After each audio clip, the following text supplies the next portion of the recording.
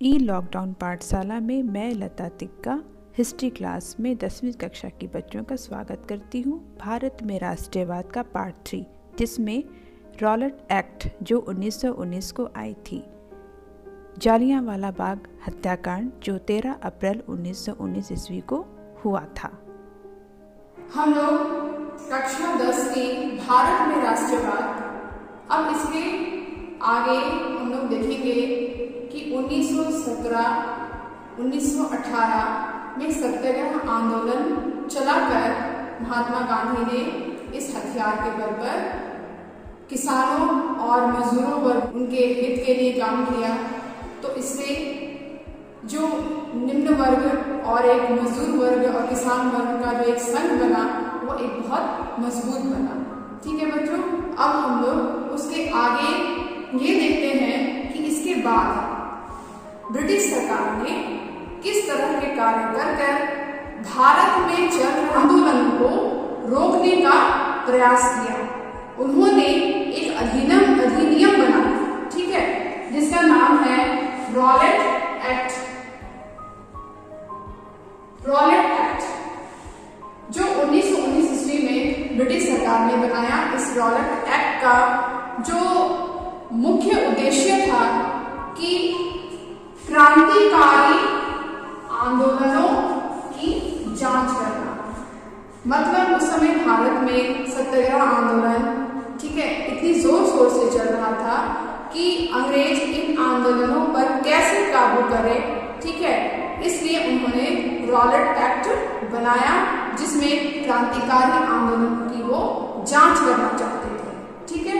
दूसरा उद्देश्य था कि जो नेता नेतृत्व कर रहे थे, महात्मा गांधी, मोतीलाल नेहरू, सुभाष चंद्र बोस, जितने भी उदारवादी नेता इसमें शामिल थे आंदोलनों को आगे बढ़ाने में, ठीक है, उनकी गतिविधियों को नजर रखने के लिए, ठीक है, इसलिए संदेह के आधार पर उन्हें गिरफ्तार कर लिया जाता, किसी को भी, ठीक है, संदेह के आधार पर गिरफ्तार कर उसे 2 साल के लिए जेल में डाल दिया जाना। तो इस तरह की जो अधिनियम में बात कही गई, एक अधिकार उन्हें मिल गया अंग्रेजों को इसके माध्यम से, अधिनियम के माध्यम से, और वे लोगों को संदेह के आधार पर गिरफ्तार करने लगे, जिसका विरोध भारत में बहुत जोरों से हुआ। और जितने भी नेतृत्वकर्ता थे और लोग थे, उन्होंने भी इस रॉलेट एक्ट का विरोध किया, ठीक है बच्चों। इस एक्ट को बिना अपील, बिना वकील तथा बिना दलील का कानून भी बताया गया, ठीक है। बिना किसी दोष के अगर हम किसी को पकड़ लेते हैं और जेल में बंद कर देंगे, तब तो वो सही बात है नहीं, वो तो एक निर्दोष को झूठ मूठ का उसे सजा देने की बात हो गई, ठीक है। लेकिन ये एक अधिकार, एक शक्ति उन्होंने प्रदान कर दी इस रॉलेट एक्ट के माध्यम से, और वो लोग ऐसा करने लगे। इसलिए इस एक्ट को नाम दिया गया बिना वकील, बिना दलील दिए। ना तो वो संदेह करता, जो जिनको संदेह किया जाता था वो व्यक्ति जो निर्दोष है, अपनी निर्दोष साबित भी करने का उन्हें हक नहीं था, ठीक है। अब हम लोग इसी के अंतर्गत, रॉलेट एक्ट के अंतर्गत अंग्रेजों ने मार्शल लॉ, ठीक है, वो लगा दिया था। मार्शल लॉ क्या होता है? मार्शल लॉ के अंतर्गत अंग्रेजों ने सभा, सम्मेलन, त्योहार, इन सभी को मनाने के लिए या कहीं पर जमा होने के लिए, ठीक है, सभा एकत्रित की जा रही हो, तो उन सारी चीजों पर प्रतिबंध लगा दिया, ठीक है, रोक लगा दी, ठीक है, क्योंकि उन्हें ये डर समाया हुआ था अंग्रेजों को कि अगर जो नेतृत्व करता इन लोगों के समूह को मिलाकर अगर वे ज्यादा जागरूक हो गए अपने राष्ट्र के प्रति, हमारी ब्रिटिश सरकार की जो मंशा है, ठीक है, छल कपट की, अगर ये जो चीज है सारे लोग समझ गए, तो फिर अंग्रेजों का रहना यहाँ क्या हो जाएगा, मुश्किल हो जाएगा, ठीक है। तो इस तरह से उन्होंने नियम बनाकर मार्शल लॉ लगा दिया और सभा, सम्मेलन, ये सारी चीजें जो होती थी उस पर प्रतिबंध लगा दिया, ठीक है। अब हम लोग इसके आगे देखेंगे कि जालियांवाला बाग हत्याकांड। यह दृश्य जालियांवाला बाग हत्याकांड की है। जिसमें आप लोग देख रहे हैं कि भरी भीड़ में गोलियां चलाई गई और यहाँ पर एक कुआं था जो आप देख रहे हैं तस्वीर में। ये गहरी कुआं पूरी लाश से भर गई थी और गोलियों के निशान भी इस दीवार पर हम लोग देख सकते हैं। ठीक है बच्चों, ये एक बहुत ही भारत के लिए बहुत ही घृणित घटना है जो 13 अप्रैल 1919 ईस्वी को पंजाब के अमृतसर में, ठीक है, जालियांवाला बाग नामक जगह पर किया गया था। और इसमें जनरल डायर ने, यह तस्वीर जनरल डायर की है।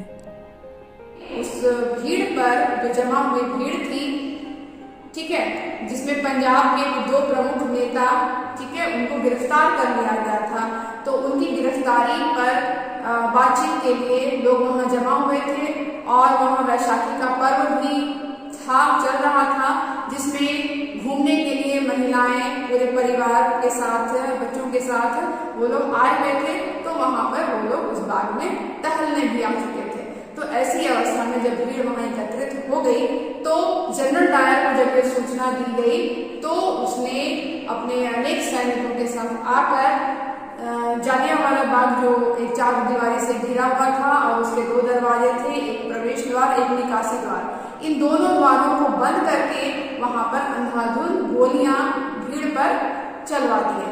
ठीक है, तो जब गोलियां चली तो उसमें ये भी नहीं देखा गया कि वहां बच्चे भी शामिल है या महिलाएं भी है, बस वो उस पर भीड़ पे गोलियां चलवा दी और इसमें बहुत से सैकड़ों लोगों की मृत्यु हो गई। जान बचाने के लिए भी लोग वहां पर कूद गए और वो कुआं भी जो है पूरा लबालब भरा हुआ था लाश से।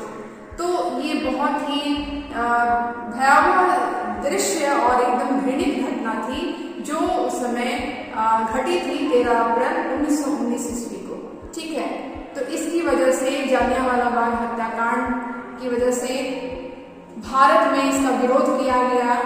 पंजाब में हालांकि यह घटना घटी थी, लेकिन यह घटना इतनी दर्दनाक और इतनी तेजी से फैली भारत में कि लोग अंग्रेजों के घृणित कार्य को समझ गए कि उनकी मंशा क्या है और हमारे देश में वो क्या करने आए हैं। ठीक है, क्योंकि इसके पहले वाले भाग में पार्ट 1 में मैंने आप लोगों को बताया था कि प्रथम विश्व युद्ध हर एक जनता जो है उनका सहयोग दे रही थी, क्योंकि महात्मा गांधी भी इसके लिए अभियान चला रहे थे कि हम इनका सहयोग करें ताकि हम साथ मिलकर चलें। लेकिन प्रथम विश्व युद्ध के बाद जो ऐसी घटना घट रही थी, ठीक है, लोगों के साथ, किसान वर्ग के साथ, मजदूर वर्ग के साथ, महिलाओं के साथ, मतलब कि पूरी जनता त्रस्त थी इनके शोषण से, तो महात्मा गांधी ने तब सत्याग्रह आंदोलन चलाकर सत्य से, मतलब किसी को नुकसान ना पहुंचाकर उसे हथियार बनाकर लोगों को समझाया, बताया और उनका सत्याग्रह आंदोलन भी सफल हुआ। लेकिन फिर बाद में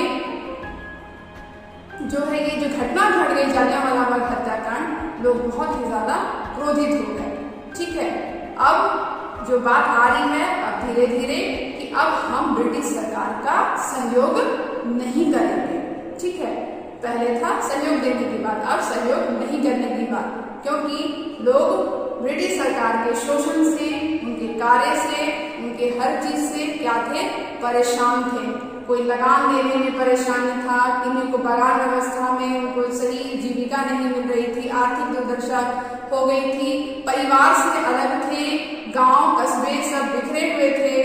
शहरी क्षेत्र में भी जो ये घटना घटी जालियांवाला बाग हत्याकांड, तो इसके विरोध में सहयोग नहीं देने के लिए जितनी भी उपाधियां दी गई थी, गांधी जी को कैसर हिंद की उपाधि दी गई थी, वे भी उन्हें लौटा दिए। फिर रविंद्रनाथ टैगोर जी सर की उपाधि वो भी लौटा दिए, मतलब कि और शैक्षणिक जगह पर भी क्या हो गया, धीरे धीरे असहयोग आंदोलन की जो भावना है वह फैल गई शहरी क्षेत्र में, फिर ग्रामीण क्षेत्र में, किसान वर्ग में, मजदूरों में, तो ये असहयोग आंदोलन भी चल पड़ा। ठीक है, और अधिक से अधिक लोगों, भारत के लोगों ने ब्रिटिश सरकार के सभी चीजों को प्रयोग ना करने के लिए जोर दिया और भारत में खुद से बनाया हुआ खादी का कपड़ा।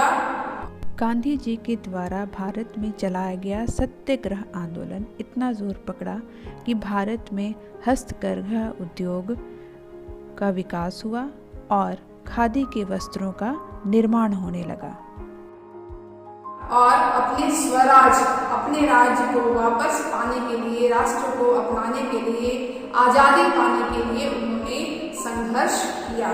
ठीक है, और मुख्य रूप से इसमें गांधीवाद विचारधारा और उदारवादी नेताओं की मुख्य भूमिका रही। ठीक है बच्चों, आप सभी बच्चे इस नोट्स को उतार लीजिए और याद करिए, ये परीक्षा के दृष्टिकोण से बहुत महत्वपूर्ण है।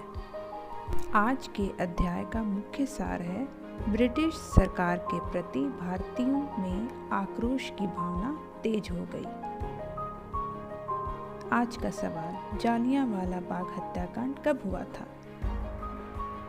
दूसरा सवाल, रॉलेट एक्ट का उद्देश्य क्या था? धन्यवाद बच्चों, फिर मिलते हैं अगले वीडियो में।